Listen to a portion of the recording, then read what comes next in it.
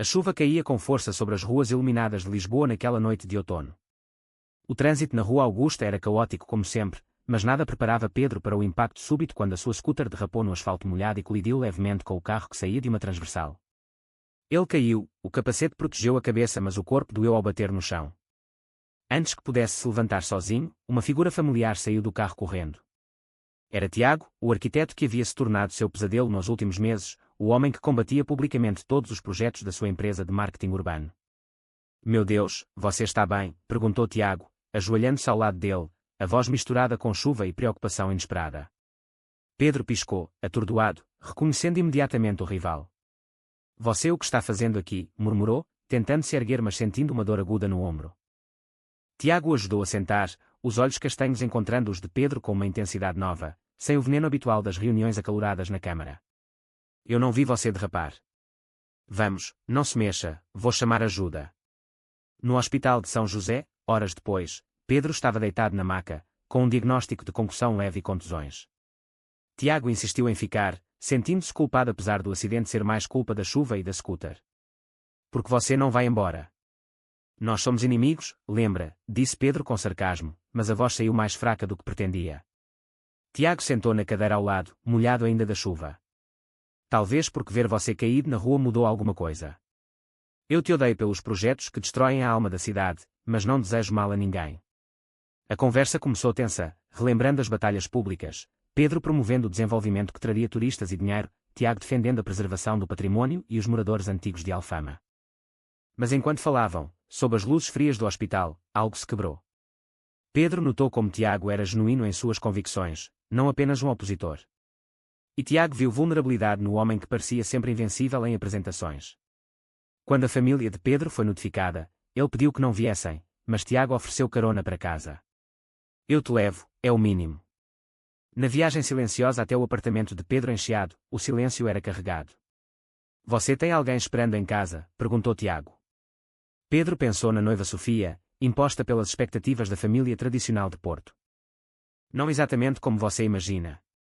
Tiago não insistiu, mas o olhar que trocou no retrovisor ficou gravado na mente de Pedro. Chegaram ao prédio antigo, Tiago ajudou Pedro a subir as escadas estreitas, o braço ao redor da cintura dele para apoiar o ombro dolorido. Dentro do apartamento, com vista para as luzes da baixa, Pedro ofereceu um café, mais por educação do que por vontade. Sentaram na cozinha pequena, a chuva ainda batendo nas janelas. Eu sempre achei que você era só um oportunista, confessou Tiago, bebendo o café quente. Mas hoje, quando vi você no chão, percebi que por trás de toda aquela armadura há um homem que luta tanto quanto eu. Pedro sentiu um aperto no peito. Durante meses eles tinham trocado farpas em audiências públicas, Tiago acusando a empresa de Pedro de destruir a identidade lisboeta, Pedro chamando Tiago de idealista ingênuo. Agora, ali, com o ombro latejando e o corpo cansado, as palavras pareciam diferentes. E eu achava que você só queria aparecer na televisão, respondeu Pedro com um meio sorriso. A noite avançou devagar. Tiago contou sobre o avô que perdera a casa em Alfama por causa de uma renovação mal feita, sobre a promessa que fizera de proteger o que restava. Pedro falou, hesitante, sobre a pressão do pai em Porto, sobre a carreira que tinha de ser perfeita, sobre o casamento que todos esperavam. Não disse tudo, claro. Não mencionou as noites em que questionava quem realmente era. Mas Tiago ouviu como se entendesse mais do que as palavras diziam. Quando Tiago se levantou para ir embora, já passava da meia-noite, estendeu a mão. Cuide-se, Pedro. E se precisar de alguma coisa o número está no seguro. Pedro apertou a mão, o toque mais longo do que o necessário. Na manhã seguinte, acordou com o ombro roxo e a cabeça cheia de pensamentos confusos. O acidente tinha sido pequeno, mas o olhar de Tiago ao ajudá-lo parecia ter aberto uma porta que Pedro jurara manter fechada. No escritório, os colegas comentaram o acidente, mas ninguém sabia que o inimigo público número 1 tinha passado a noite ao seu lado. Pedro olhou pela janela para o techo cinzento e sentiu, pela primeira vez em anos, que talvez o mundo não fosse só preto e branco como ele sempre pintara. Os dias seguintes foram estranhos para Pedro. O ombro melhorava devagar, mas a mente não parava. Tiago mandou uma mensagem simples no dia seguinte: como está o ombro? Precisa de ajuda com o seguro. Pedro respondeu por educação, mas algo o fez continuar a conversa.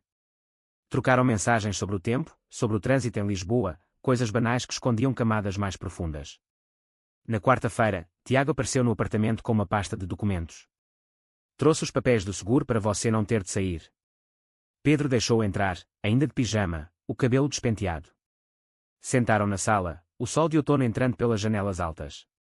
Enquanto Tiago explicava os formulários, Pedro observava as mãos dele, fortes, marcadas por anos de desenhos e maquetas. Você realmente acredita que os meus projetos são tão ruins assim? Perguntou Pedro de repente. Tiago levantou os olhos. Não são ruins. São perigosos. Mudam a cidade para pessoas que não vivem aqui. A discussão começou suave, mas ganhou calor. Pedro defendeu o progresso, empregos, modernidade. Tiago falou de memória, de raízes, de gente que seria deslocada. No meio da conversa, Pedro sentiu uma fadiga antiga. Às vezes eu invejo você, Tiago. Você luta pelo que acredita sem medo. Tiago riu baixinho. Medo eu tenho. Só não mostro. Naquela tarde, saíram para caminhar devagar pelo chiado. Pedro precisava de ar, disse ele. Pararam num café na rua Garrett, pediram pastéis de nata quentes.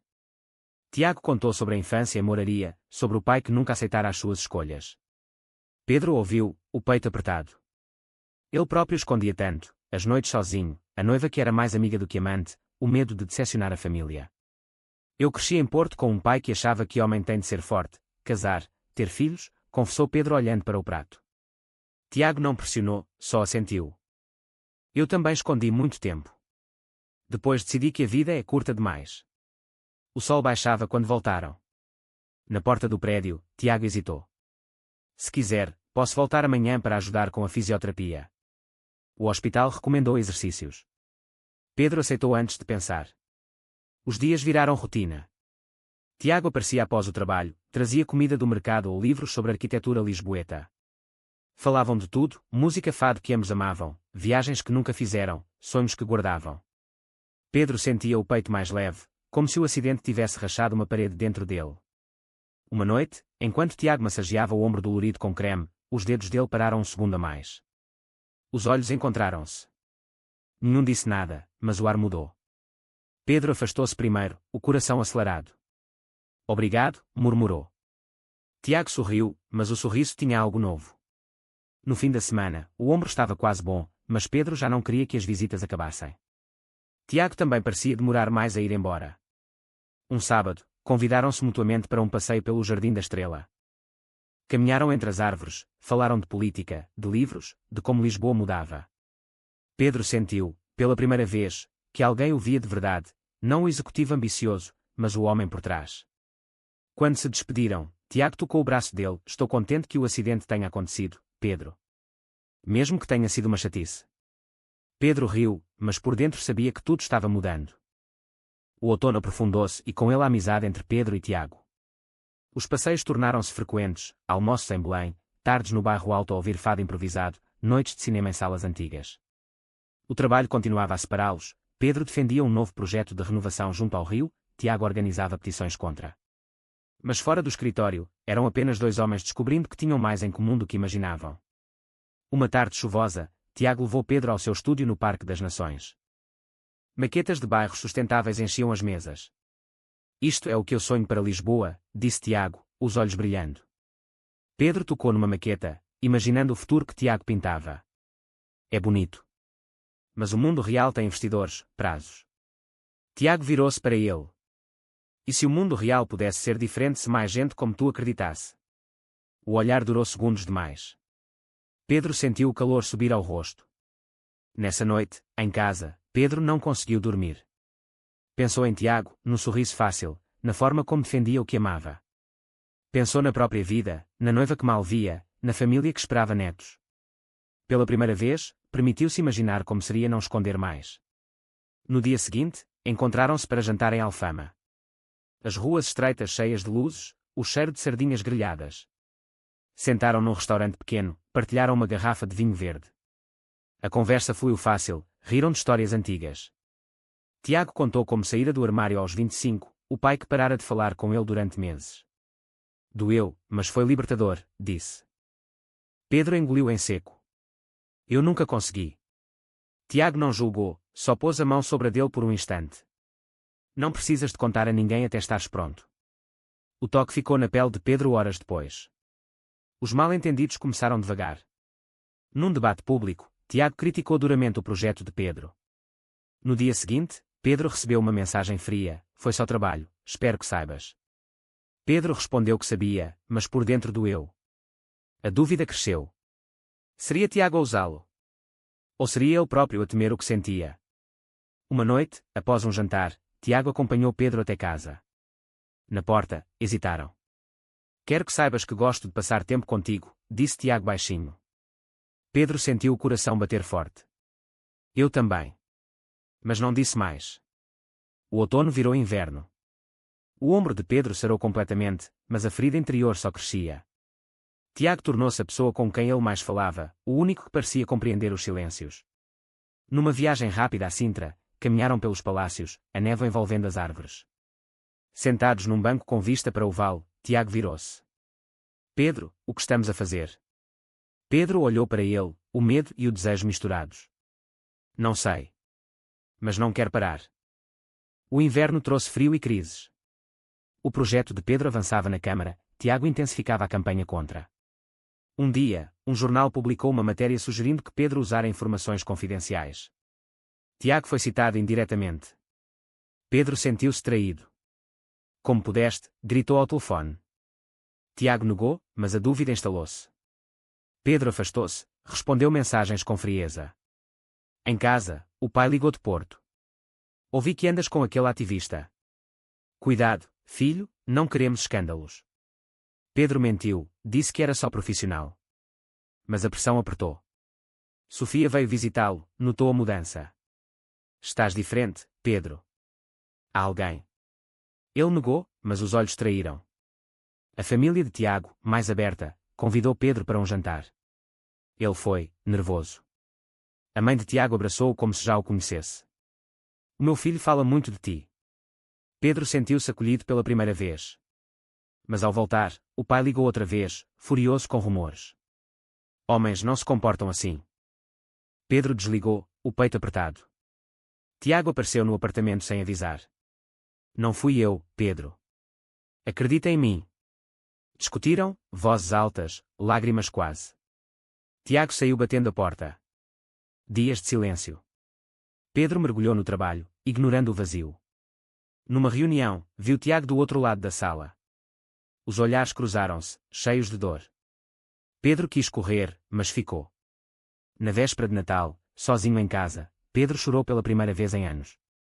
Pensou em tudo que sacrificara, a verdade, a felicidade, o homem que amava sem admitir.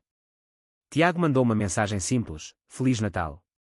Espero que um dia possas ser livre. Pedro respondeu horas depois: Também espero. O ano novo trouxe resolução. Pedro decidiu falar com Sofia, terminou o noivado com gentileza. Ela chorou, mas compreendeu. O pai veio a Lisboa, confrontou-o: Tu não és assim. Isso passa. Pedro enfrentou-o pela primeira vez. Pai, eu sou assim. E estou cansado de fingir. A discussão foi dura, portas batidas, lágrimas. Tiago soube por amigos comuns. Apareceu no apartamento uma noite de chuva. Eu sei o que fizeste. Estou orgulhoso.